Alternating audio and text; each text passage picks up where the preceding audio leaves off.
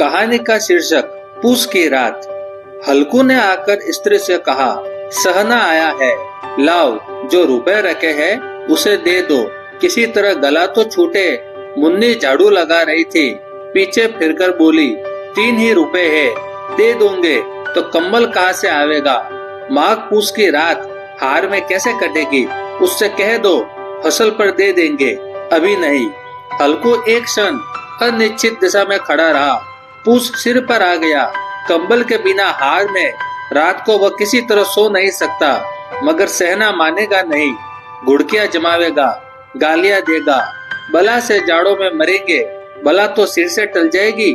यह सोचता हुआ वह अपना भारी भरकम दिल लिए हुए, जो उसके नाम को झूठ सिद्ध करता था, स्त्री के समीप आ गया और खुशामद करके बोला, दे दे, गला तो छूटे, कंबल के लिए कोई दूसरा उपाय सोचेंगे।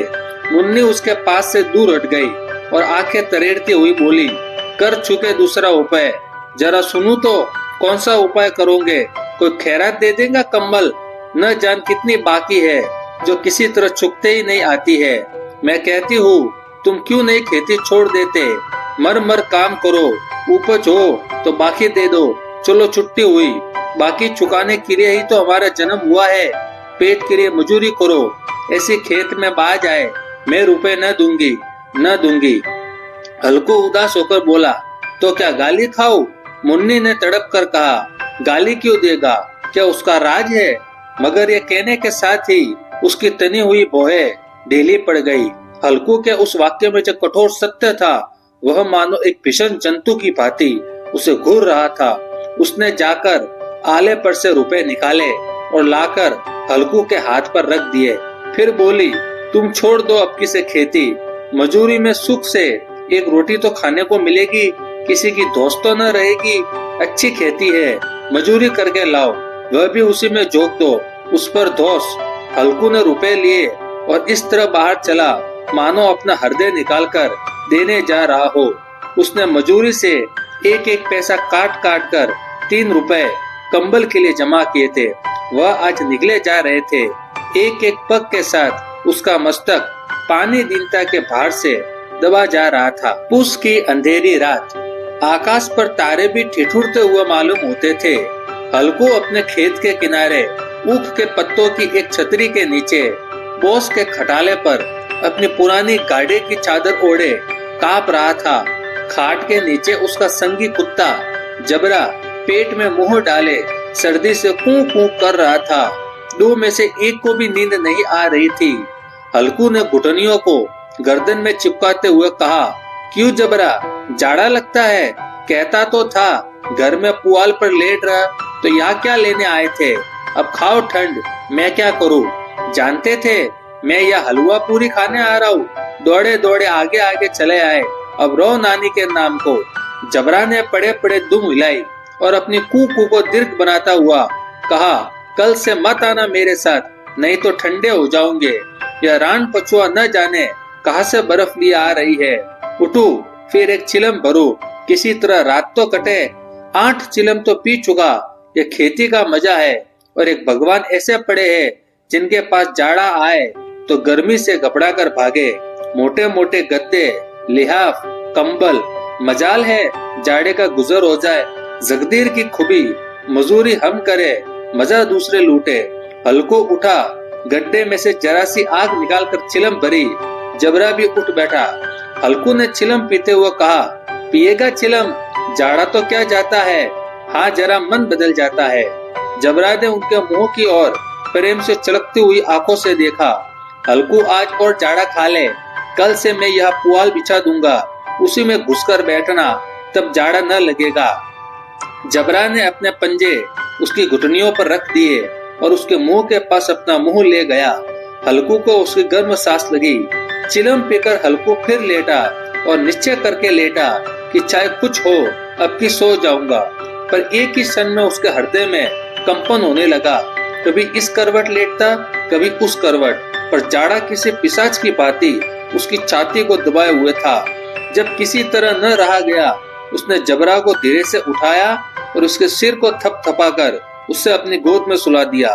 कुत्ते की देह जाने कैसी दुर्गंध आ रही थी। पर वह उसे अपनी गोद में चिपटाए हुए ऐसे सुख का अनुभव कर रहा था जो इधर महीनों से उसे न मिला था। जबरा शायद यह समझ रहा था कि स्वर्ग यही है, और हल्कू के पवित्र आत्मा में तो उस कुत्ते के प्रति घृणा की गंध तक न थी। अपने किसी अभिन्न मित्र या भाई को भी वह इतनी तत्परता से गले लगाता। वह अपनी दीनता से आहत न था जिसने आज उसे इस दशा को पहुंचा दिया। नहीं, इस अनोखी मैत्री ने जैसे उसकी आत्मा के सब द्वार खोल दिए थे और उनका एक एक अणु प्रकाश से चमक रहा था। सहसा जबरा ने किसी जानवर की आहट पाई। इस विशेष आत्मीयता ने उसमें एक नई स्फूर्ति पैदा कर रही थी जो हवा के ठंडे झोंकों को तुच्छ समझती थी। वह झपट कर उठा और छपरी से बाहर आकर भूखने लगा। हल्कू ने उसे कई बार चुमकार कर बुलाया पर वो उसके पास न आया। हार में चारों तरफ दौड़ दौड़ कर भूखता रहा। एक क्षण के लिए आ भी जाता तो तुरंत फिर दौड़ता। कर्तव्य उसके हृदय में अरमान की बातें ही उछल रहा था। 1 घंटा और गुजर गया। रात ने शीत को हवा से धचकाना शुरू किया। हल्कू उठ बैठा और दोनों घुटनों को छाती से मिलाकर सिर को उसमें छिपा लिया। फिर भी ठंड कम न हुई। ऐसा जान पड़ता था सारा रक्त जम गया है। धमनियों में रक्त की जगह हिम बह रही है। उसने झुककर आकाश की ओर देखा। अभी कितनी रात बाकी है। सप्तऋषि अभी आकाश में आधे भी नहीं चढ़े। ऊपर आ जाएंगे तब कहीं सवेरा होगा। अभी पहर से ऊपर रात है। हल्कू के खेत से कोई एक गोली के टप्पे पर आमों का एक बाग था। पतझड़ शुरू हो गई थी। बाग में पत्तियों का ढेर लगा हुआ था। हल्कू ने सोच चलकर पत्तियां बटोरूं और उन्हें जलाकर खूब तापूं। रात को कोई मुझे पत्तियों बटोरते देखे तो समझे कोई भूत है। कौन जाने कोई जानवर ही छिपा बैठा हो। मगर अब तो बैठे नहीं रह जाता। उसने पास के अरहर के खेत में जाकर कई पौधे उखाड़ लिए और उनका एक झाड़ू बनाकर हाथ में सुलगता हुआ उपला लिए बगीचे की तरफ चला। जबरा ने उसे जाते देखा, पास आया और दुम हिलाने लगा। हल्कू ने कहा, अब तो नहीं रहा जाता जबरू, चलो बगीचे में पत्तियां बटोर कर तापे। टाटे हो जाएंगे तो फिर आकर सोएंगे। अभी तो बहुत रात है। जबरा ने कू कू करके सहमति प्रकट की और आगे बगीचे की ओर चला। बगीचे में खूब अंधेरा छाया हुआ था। अंधकार में निर्दय पवन पत्तियों को कुचलता हुआ चला जाता था। वृक्षों से ओस की बूंदे टप टप नीचे टपक रही थी। एकाएक एक झोंका मेहंदी के फूलों की खुशबू लिए हुए आया। हल्कू ने कहा, कैसी अच्छी महक आई जबरू, तुम्हारी नाक में भी तो सुगंध आ रही है। जबरा को कई जमीन पर एक हड्डी पड़ी मिल गई थी।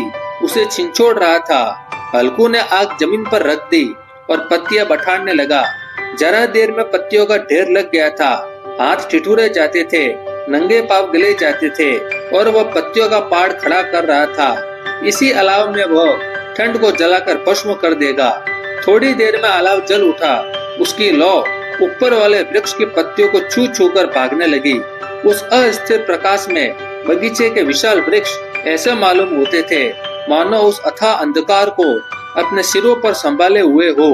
अंधकार के उस अनंत सागर में यह प्रकाश एक नौका के समान हिलता मचलता हुआ जान पड़ता था। हल्कू अलाव के सामने बैठा आग ताप रहा था। एक क्षण में उसने दोहर उतारकर बगल में दबा ली। दोनों पांव फैला दिए मानो ठंड को ललकार रहा हो। तेरे जी में आए सो कर। ठंड की असीम शक्ति पर विजय पाकर वह विजय गर्व को हृदय में छिपा न सकता था। उसने जबरा से कहा, क्यों जब्बर, अब ठंड नहीं लग रही है? जब्बर ने कू कू करके मानो कहा, अब क्या ठंड लगती ही रहेगी? पहले से यह उपाय न सूझा? नहीं, इतनी ठंड क्यों खाते? जब्बर ने पूछ हिलाई। अच्छा आओ इस अलाव को कूद कर पार करे, देखे कौन निकल जाता है। अगर जल गए बचा तो मैं दवा न करूंगा। जब्बर ने उस अग्नि राशि की ओर कातर नेत्रों से देखा। मुन्नी से कल न कह देना, नहीं लड़ाई करेगी। यह कहता हुआ वह उछला और उस अलाव के ऊपर से साफ निकल गया। पैरों में जरा लपट लगी पर वह कोई बात न थी। जबरा आग के गिर्द घूमकर उसके पास आ खड़ा हुआ। हल्कू ने कहा, चलो चलो, इसकी सही नहीं, ऊपर से कूद कर आओ। वह फिर कूदा और अलाव के इस पार आ गया। पत्तियां जल चुकी थी। बगीचे में फिर अंधेरा छा गया था। राख के नीचे कुछ कुछ आग बाकी थी जो हवा का झोंका आ जाने पर जरा जाग उठती थी। पर एक क्षण में फिर आंखें बंद कर लेती थी। हल्कू ने फिर चादर ओढ़ ली और गर्म राख के पास बैठा हुआ एक गीत गुनगुनाने लगा। उसके बदन में गर्मी आ गई थी, पर ज्यों-ज्यों शीत बढ़ती जाती थी उसके आलस से दबाए लेता था। जबरा जोर से भूख कर खेत की ओर भागा। हल्कू को ऐसा मालूम हुआ कि जानवरों का एक झुंड खेत में आया है। शायद नीलगायों का झुंड था। उनके कूदने दौड़ने की आवाजें साफ कान में आ रही थी। फिर ऐसा मालूम हुआ कि खेत में चर रही है। उनके चबाने की आवाज छर छर सुनाई देने लगी। उसने दिल में कहा, नहीं, जबरा के होते हुए कोई जानवर खेत में नहीं आ सकता। नोच ही डाले, मुझे भ्रम हो रहा है। कहा, अब तो कुछ नहीं सुनाई देता, मुझे भी कैसा धोखा हुआ। उसने जोर से आवाज लगाई, जबरा, जबरा। जबरा भूखता रहा, उसके पास न आया। फिर खेत के चरे जाने की आहट मिली। अब वो अपने को धोखा न दे सका। उससे अपनी जगह से हिलना जहर लग रहा था। कैसा ददाया हुआ बैठा था। इस जाड़े पाले में खेत में जाना, जानवरों के पीछे दौड़ना असहाय जान पड़ा। वह अपनी जगह से न हिला। उसने जोर से आवाज लगाई, हिलो, हिलो, हिलो। जबरा फिर भूख उठा। जानवर खेत चर रहे थे। फसल तैयार है। कैसी अच्छी खेती थी, पर ये दुष्ट जानवर उसका सर्वनाश किए डालते हैं। हल्कू पक्का इरादा करके उठा और 2-3 कदम चला, पर एकाएक हवा एक ऐसा ठंडा चुभने वाला बिच्छू के डंक सा झोंका लगा कि वह फिर बुझते हुए अलाव के पास आ बैठा और राख को कुरेद कर अपनी ठंड को देह को गरमाने लगा। जबरा अपना गला फाड़ डालता था। नील गाय खेत का सफाई किए डालती थी और हल्कू गर्म राख के पास शांत बैठा हुआ था। अकर्मण्यता की रस्सियों की भांति उसे चारों तरफ से जकड़ रखा था। उसी राख के पास गर्म जमीन परत वही चादर ओढ़कर सो गया। सवेरे जब उसकी नींद खुली तब चारों तरफ धूप फैली हुई थी और मुन्नी कह रही थी, क्या आज सोते ही रहोगे? तुम यहाँ आकर रम गए और उधर सारा खेत चौपट हो गया। हल्कू न उठकर कहा, क्या तू खेत से होकर आ रही है? मुन्नी बोली, हाँ, सारे खेत का सत्यानाश हो गया। भला ऐसा भी कोई सोता है? तुम्हारे यहाँ मंडैया डालने से क्या हुआ? हल्कू ने बहाना किया, मैं मरते मरते बचा।